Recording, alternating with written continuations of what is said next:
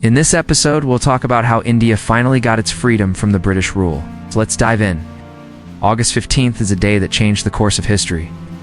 The oppressive 200-year-old British Raj came to an end on this day. India, which was once described as the jewel in the crown of the British Empire, was now free. But the road to freedom was long and arduous. There were countless sacrifices made by our forefathers. It's their struggles and successes that we celebrate on this day. You might have heard the phrase, freedom is hard-earned. Well, it truly rings true when we think about our country's journey to freedom. Our freedom did not come easy. It was the result of countless struggles and sacrifices made by countless Indians over several decades. And at the heart of this epic tale lies one pivotal moment, August 15th, 1947. It's important to understand why this day is so significant in our country's history. This episode is dedicated to all those who sacrificed their lives, their time, and their hopes to see this day. We hope that by understanding their struggles, we can better appreciate the freedom that we enjoy today. When the Second World War ended in 1945, people around the world were hopeful for a new beginning. They had endured years of hardship and loss, and they were ready for a fresh start. But for India, the war's end brought with it a new set of challenges. You see, the British, who ruled India through the East India Company, had been weakened by the war.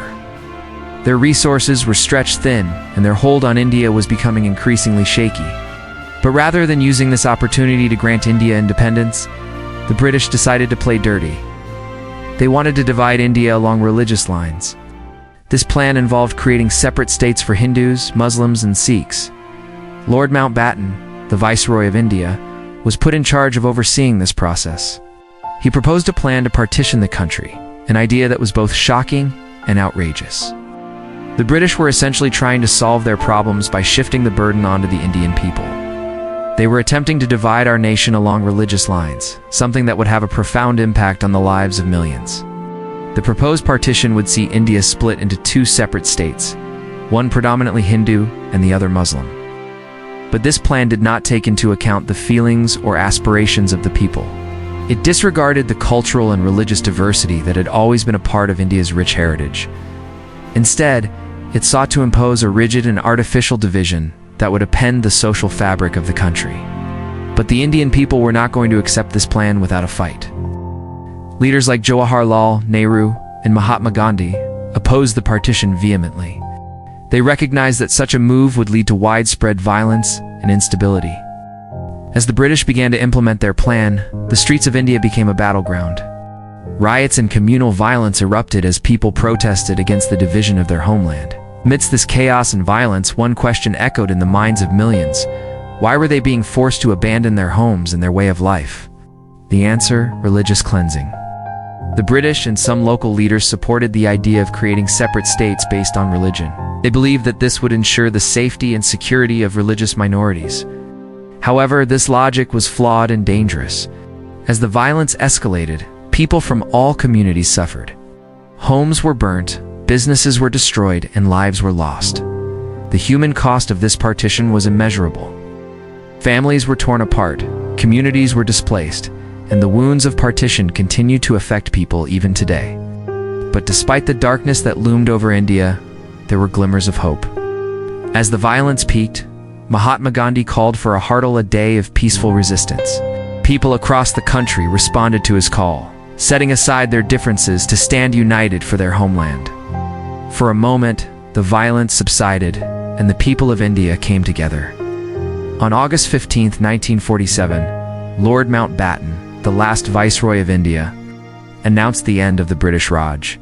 At midnight, he handed over power to India's first Prime Minister, Jawaharlal Nehru. This moment was not just a transfer of power. It was a symbolic breaking of the chains that had bound India for so long. But as the clock struck 12, another shadow fell over the nation. India was free, but it was not whole. The country that had been home to diverse cultures and religions for centuries was now being split apart. Punjab, Bengal, and Assam were being divided along religious lines. And as the news spread, panic and violence ensued. People were forced to flee their homes, abandoning their belongings and their way of life. Millions of people were on the move, seeking refuge in what they hoped would be a safer place. the subcontinent was witnessing one of the largest mass migrations in human history. Amidst this turmoil, India's leaders faced an impossible task. They had to balance the demands of religious groups, quell the violence, and try to create a sense of unity in a country that was being torn apart. But amidst all this, there was also celebration. People took to the streets, waving flags and singing patriotic songs. For the first time in 200 years, India was free to chart its own course, free to make its own mistakes, and free to shape its own destiny. After all the hardships, the sacrifices, and the struggles, India was independent. But the journey from colonialism to independence was not an easy one. Decades of British rule had left deep scars on the Indian society. The exploitation of resources, the suppression of local industries, and the imposition of Western culture had created a complex legacy that India had to deal with. However, in the face of these challenges, India showed remarkable resilience. The leaders of independent India, many of whom had spent years in prison fighting for independence, were determined to build a new nation. They set out to create a country that was not just free from colonial rule, but also free from the prejudices and divisions that had been forced upon the people. The task before them was monumental. They had to rebuild a nation that had been weakened by years of exploitation. They had to address the social issues that had been ignored for far too long. And they had to do all of this while managing the expectations of a population that had yearned for freedom for generations. Yet they rose to the challenge. Leaders like Jawaharlal Nehru, Mahatma Gandhi, and Sardar Vallabhbhai Patel worked tirelessly to shape the future of India. They established institutions, implemented policies, and reached out to the international community. They laid the foundation for a new India, an India that would be secular, democratic, and free. And as the years went by, India began to take shape. The country made significant strides in various fields, from science and technology to arts and culture. India emerged as a leader in the global south, advocating for the rights and interests of developing nations. Today, as we look back at the journey from colonialism to independence, we are filled with a sense of pride and gratitude.